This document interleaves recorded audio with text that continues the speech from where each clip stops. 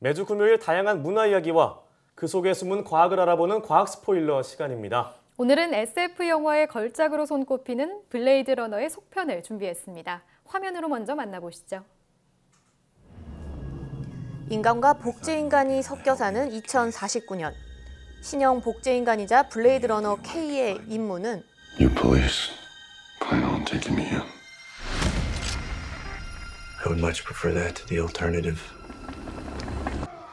인간에게 복종하지 않은 구모델 복제인간을 찾아내 처리하는 겁니다. 임무를 마치고 돌아가려던 그때 지금의 세계를 뒤흔들 만한 증거를 발견하게 되는데요. What you saw didn't happen. Yes, madam. It is our job to keep order. You want it gone? Erase everything. 인간과 복제인간을 둘러싼 비밀과 점점 더 가까워지는 K. 그리고 그의 뒤를 쫓는 복제인간의 창조주 월레스. Humanity cannot survive. Replicants are the future of the species, but I can only make so many. K는 복제인간에 관한 거대한 비밀이 자신과 연관돼 있다는 사실을 알게 되고요. 비밀의 열쇠를 쥔 한 남자를 찾아가게 됩니다. You're a cop. I'm not here to take you in. Oh, yeah? Then what? I just have some questions. 한때 블레이드 러너였지만 비밀을 품고 사라졌던 닉과 그 비밀을 풀고 싶은 K. The future of the species is finally unearthed. 누군가는 숨겨야 했고 누군가는 파헤치려는 비밀. 그것은 과연 무엇일까요? 영화 블레이드 러너 2049입니다. 네, 오늘도 양회영 기자와 함께하겠습니다. 안녕하세요. 네, 안녕하세요. 네, 오늘 영화 굉장히 오랜만에 돌아온 영화입니다. 네, 맞습니다. 네, 원작이 굉장히 유명한 영화잖아요. 네. 이 1982년에 개봉했던 블레이드 러너는 지금도 SF 걸작으로 꼽히는 영화입니다. 네. 그 당시에는 2019년을 배경으로 이 인간의 통제를 벗어난 복제인간, 이 리플리컨트라고 불리는 복제인간을 쫓는 특수경찰 블레이드 러너의 이야기를 그린 건데요. 오늘 소개하는 블레이드 러너 2049는요. 제목에서도 알 수 있듯이 이 전편에서부터 30년이 지난 2049년 여전히 암울하게 변해버린 LA를 배경으로 하고 있습니다. 네. 인간에게 복종만 하는 신형 복제인간이자 블레이드 러너인 주인공 K가 복제인간에 관한 중요한 증거를 찾은 뒤에 그 비밀을 알아가는 과정을 속편에선 그렸는데요. 이 작품은 인간과 복제인간의 대립을 통해서 인간다움이란 무엇인가, 또 무엇이 인간을 인간답게 만드는가 이런 철학적인 질문을 좀 던집니다. 네. 한 가지 재밌는 점은 이 원래 전편이었던 블레이드 러너에서는 주인공인 닉 데커드, 그러니까 해리슨 포드가 네. 연기하는 네. 주인공이 실제로 인조인간, 그러니까 복제인간인지 인간인지를 인간인지. 굉장히 헷갈리게 네. 보여줘요. 하지만 이번 편에서는 이 라이언 고슬링이 연기하는 K는 처음부터 복제인간으로 등장합니다. 그랬는데도 불구하고 같은 주제를 이야기한다는 점이 굉장히 어떻게 보면 심오하다 이렇게 좀 볼 수 있고요. 또 블레이드 러너가 이 장르상 SF 영화이기는 하지만 네. 실제로 우리가 SF 영화 하면 생각나는 추격전, 총격전 이런 오락적 네. 요소는 사실 거의 안 나옵니다. 절제되고 굉장히 웅장한 연출을 통해서 디스토피아적인 미래를 좀 보여주고요. 그렇지만 이 미래를 배경으로 했기 때문에 뭐 하늘을 나는 자동차, 홀로그램 기반의 인공지능 애인, 또 뭐 증강현실 간판 등 곧 미래에서 우리가 볼 법한 기술들도 등장하게 됩니다. 네, 이 복제인간이라는 소재도 그렇고요. 이렇게 잠깐만 들어봐도 블레이드 러너 속에서는 과학 이야기가 참 많을 것 같은데요. 네, 맞습니다. 그래서 이 지난 화요일이었는데요. 이 과학자들과 함께 영화를 보고 이 영화 속에서 어떤 궁금증이 있는지를 풀어주는 시사회가 열려서 제가 다녀왔습니다. 네. 이 참석한 관객들 역시 뭐 영화 속 복제인간인 리플리컨트가 실제로 존재할 수 있는지, 만약 존재한다면 인간과 뭐 얼마나 유사할지 이런 것들을 좀 궁금해했습니다. 네, 그래서 영화 속의 복제인간은 얼마나 사실적인가요? 네, 이 영화에서는 사실 성인 형태의 복제인간이 태어나듯이 등장하는 장면이 한번 나와요. 네. 예고편에서도 보셨지만 그렇지만 이 복제인간이 어떻게 영화에서 만드는지에 대한 거는 영화 안에서 사실 자세히 설명되진 않거든요.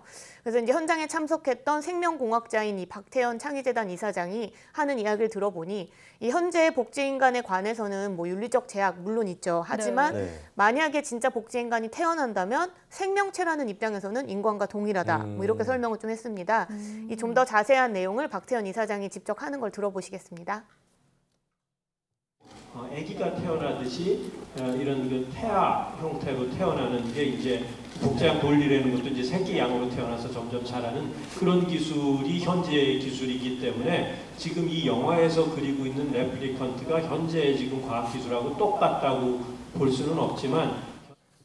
네, 그런데 저는 복제라는 단어 때문인지 복제인간이라고 하면 왠지 저와 똑같은 존재가 만들어지는 느낌이라 무섭거든요. 네. 네, 뭔가 찍어내는 느낌이 있긴 하잖아요. 그렇죠. 네, 근데 설명을 들어보니까 복제인간이 성인의 모습으로 태어날 수는 없나 봐요. 네, 그렇습니다. 이 실제로 복제인간 윤리적으로는 문제가 되니까 만들려고 시도는 하지 않고 있지만 만들겠다 만약에 결심만 한다면 네. 뭐 겉모습뿐 아니라 만드는 과정조차도 인간과 굉장히 유사한데요.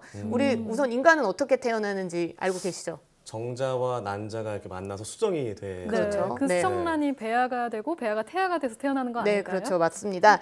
실제로 복제인간, 뭐 복제동물 다 같은 방식으로 태어나는데요. 이 다만 정자와 난자를 수정시키는 방식이 아니라 이 복제하고 싶은 사람의 체세포 거기서 이 핵을 떼어낸 뒤에 이 난자의 핵과 바꿔치기 한 다음에 수정란을 자궁에 착상시켜서 자궁 속에서 키워낸 아기가 태어나면 복제인간이 되는 겁니다. 네. 이렇게 되면 이 체세포를 제공했던 사람과 유전적으로 아주 동일한 그 복제인간이 만들어지고요. 실제로 이 복제양 돌리도 이와 같은 방식으로 태어났다고 보시면 됩니다. 네. 이 복제양 돌리가 출현했을 당시 생명과학의 발전을 보여준다는 기쁨과 자연 법칙을 파괴했다는 두려움, 이걸 동시에 보여줬습니다. 이후에 뭐 세계 각국에서 찬반 양론이 아직도 이어지고 있죠. 네, 찬성하는 입장은 어떤 입장이죠? 네, 인공지능, 그러니까 복제인간은 사실 인공수정 같은 경우를 넘어서서 불임을 좀 해결할 수 있고 네. 또 뭐 선천적인 유전 질환, 뭐 암, 난치병들을 치료하는 데 활용될 수 있다 이런 식으로 긍정적으로 보는 측면도 있지만요. 네. 이 자연의 섭리를 거스르고 인간의 존엄성을 깬다 이런 면에서는 이 또 반대하는 입장이 있고 실제로 복제양 돌리가 만들어졌을 때 한 250번 정도 실패를 했대요. 네. 그래서 네. 이제 그런 실패가 많았기 때문에도 위험하다 이렇게 하는 사람 주장하는 사람도 있습니다. 전 뭐 아직 영화를 못 봐서 어떻게 나올지는 모르겠지만 네. 제가 얼마 전에 본 드라마에서는 주인공이 복제인간이었는데 네. 기억마저도 복제가 되더라고요. 실제 복제인간의 기억도 복제가 될까요?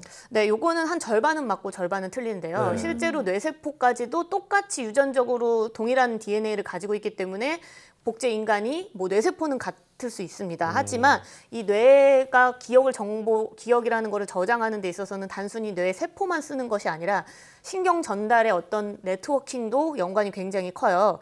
그래서 이런 것들까지 다 고려를 한다면 똑같은 기억을 가진 복제 인간을 만들기는 네. 어렵죠. 근데 이제 최근에 과학자들이 뇌 속 신경세포의 연결을 종합적으로 연구하는 뇌신경망 지도, 일종의 커넥톰이라고 부르는 연구를 하고 있습니다. 네. 이 연구가 만약에 정말 완벽하게 완성이 된다면 실제로 복제인간도 기억을 똑같이 유지되는 복제인간까지 만들 수 있을 것으로 예상이 됩니다. 이야기를 이렇게 듣다 보니까 정말 2049년에는 자연적으로 탄생한 인간과 구별하기 힘든 복제인간을 마주칠 수도 있겠다는 생각이 뭐 드는데요. 혹시나 그럴 수도 있겠죠. 네, 그럼 마지막으로 블레이드 러너 2049에 대한 양 기자의 과학 팩트 별점은 몇 점인지 함께 보시죠.